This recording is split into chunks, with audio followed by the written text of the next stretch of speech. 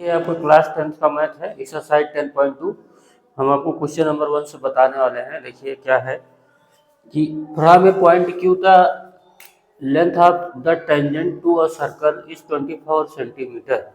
तो देखिए यहाँ पे क्वेश्चन नंबर 1 है, ये इसका सेंटर है वो फ्रॉम ए पॉइंट क्यू, एक पॉइंट क्यू है यहाँ पे, ऐसे समझिएगा ये बाहर है, एक्सटीरियर पॉइंट से टू टेंजेंट ड्रा होती है सर्कल पे, to a circle is 24 centimetre. तो यहाँ से एक टेंजेंट ड्रा की गई है इस सर्कल पे, ये क्यू पी जिसे बोल सकते हैं, इसकी लेंथ है 24 सेंटीमीटर, ठीक है। And the distance of Q from the centre is 25 centimetre, this distance is 25 centimetre from the centre. मतलब क्यू जो है सेंटर से 25 सेंटीमीटर दूर है, ठीक है। द रेडियस ऑफ सर्कल निकालना है, तो आप यहाँ पे देखो रेडियस और टेंजेंट आपस में क्या होते हैं, परपेंडिकुलर होते हैं। As you know that as you know radius perpendicular होती है टेंजेंट पे बेटा, तो यहाँ पे पाइथागोरस लगाना पड़ेगा और इसे रेडियस को आर बोल दो। तो बाई पाइथागोरस थ्योरम यहाँ पे 25 का स्क्वायर, ये 90 डिग्री के सामने वाला हाइपोटेन्यूज होता है, तो 25 का square r square plus 24 square, ठीक है, दिस इज राइट। 25 का स्क्वायर 625 होता है, आर स्क्वायर, और 24 का स्क्वायर 576 होता है। तो आर स्क्वायर इधर करो, 625 माइनस 576, आप समझ गए होंगे, ये इधर आया है नंबर वाला, तो इसको माइनस करो तो ये 49 आएगा। 49 बेसिकली मतलब हुआ 7 का स्क्वायर, तो आपकी जो रेडियस है वो 7 सेंटीमीटर आने वाली है। इस तरीके से आपका क्वेश्चन नंबर 1 आपका फिनिश हुआ है। ये आर इक्वल टू 7 सेंटीमीटर, वैसे भी एक ट्रिपलेट होता है 7, 24, 25, ये ट्रिपलेट होता है। इस ट्रिपलेट में देखो 25 दिख रहा है, 24 दिख रहा है, 25 दिख रहा है, 24, तो अगला 7 ही होगा, ठीक है। 25 सबसे बड़ी साइड होती है हाइपोटेन्यूज, ठीक है, याद रखिएगा, इस ट्रिपलेट को फटाफट लग जाएगा, ये ट्रिक है। अब आप क्वेश्चन नंबर 2 देखो।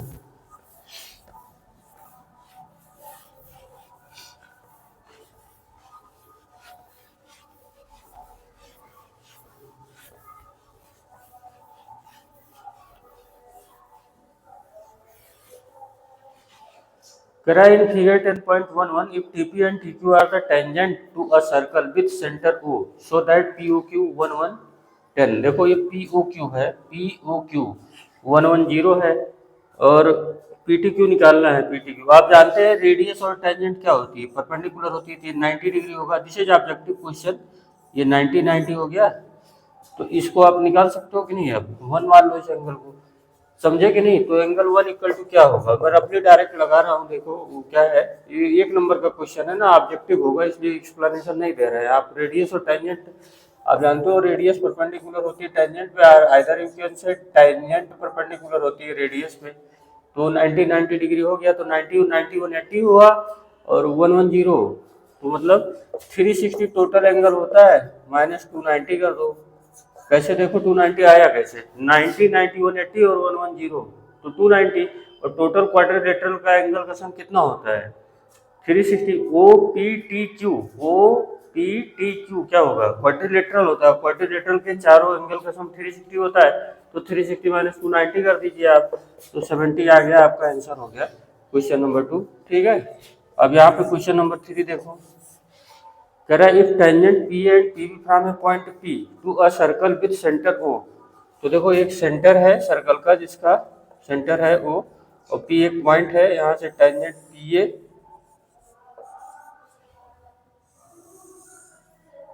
और ये पी बी ड्रा की गई है, P A and P B from a point P to a circle with centre O are incline to each other at an angle of 80 degree. तो ये जो टेंजेंट है इंक्लाइंड है 80 डिग्री पे। Then P O ए पूछा है आपसे, P O ए, P O और ए, ठीक है, तो ये 90 होगा।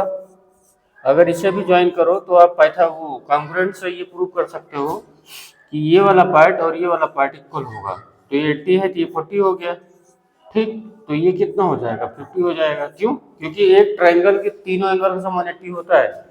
देखो ये रेडियस इसके ऊपर, ये कॉमन, ये एंगल 90 डिग्री, तो ये जो है कॉन्ग्रुएंट नहीं हो गया। अरे क्या कहते हैं, आप कॉन्ग्रुएंट वाला रूल ये बोला, ये कॉमन हुआ, ये साइड इक्वल हुई है और एक एंगल इक्वल हुआ, मतलब आपको क्या मिल रहा है, डबल साइड भी रही, ऐसे रूल लग गया है। कौन सा रूल लग रहा है, ऐसे डबल साइड, देखो ये साइड इसके इक्वल और ये कॉमन, ये एंगल इसके, ऐसे रूल से क्या होगा, कॉन्ग्रुएंट होगा, तो ये एंगल इक्वल टू ये एंगल, तो ये 80 डिग्री का डिवीजन होगा ना, हाफ हाफ में, ये 40 this is objective question 1 number ना, इसलिए इसको एक्सप्लेनेशन आप सुनो केवल। तो ये 90 हुआ और ये 40 हुआ, तो 90 40 कितना हुआ 130, तो अपने को POA निकालना है, तो एक ट्रायंगल के तीनों एंगल का सम 180 होता है, तो 90 40 130 थी, बचा कितना 50, डायरेक्ट हुआ। 180 से 130 माइनस करो, 180 से 130 माइनस करोगे तो 50 degree, this is your answer. ठीक है, अब आप क्वेश्चन नंबर 4 पे आओ। ऑब्जेक्टिव है इसलिए कुछ लिखा नहीं मैंने।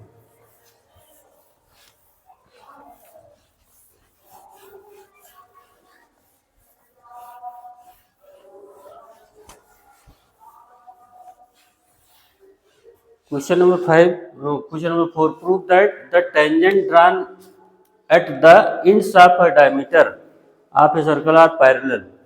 तो देखो ये गिवन है आपको, ये प्रूव दैट वाला है, तो इसको ढंग से लिखना पड़ेगा। Given a circle with centre O and AOB is the diameter, AOB is the, कुछ भी रैंडमली नाम ले सकते हो, मेरे माइंड में यही आ गया। ये देखो एक सर्कल है, इसका सेंटर O है और AOB क्या है, डायमीटर है। कह रहा है ends of the diameter, tangent जो ड्रॉन की जाएगी ये क्या होगी, पैरेलल होगी। ठीक है, ये अपने को प्रूव करना है। ये O है, ये इसे बोले 1, इसे बोले 2, इसे बोले 3 और इसे बोले 4। तो प्रूव दैट करना है कि ये AC, ये बोल दो, इसे BD बोल दो,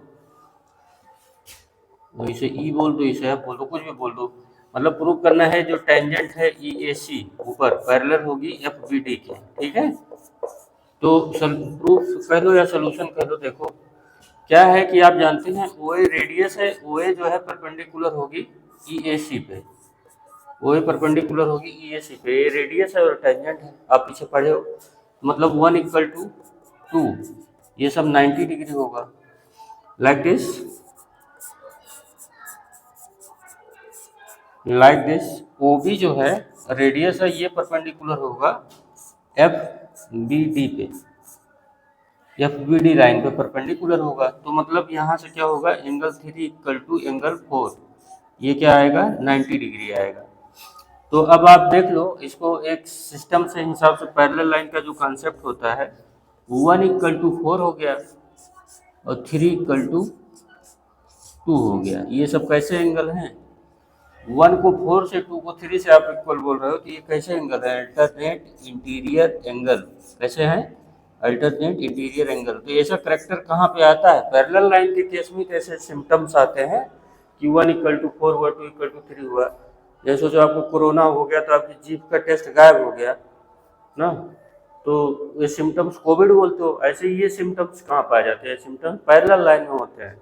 इसलिए 1 = 4 और 3 = 2 आया, जिसका मतलब है कि ये पैरेलल लाइन के सिम्टम है। तो पैरेलल लाइन के सिम्टम्स हैं, तो इसका मतलब है कि EAC पैरेलल है FBD के।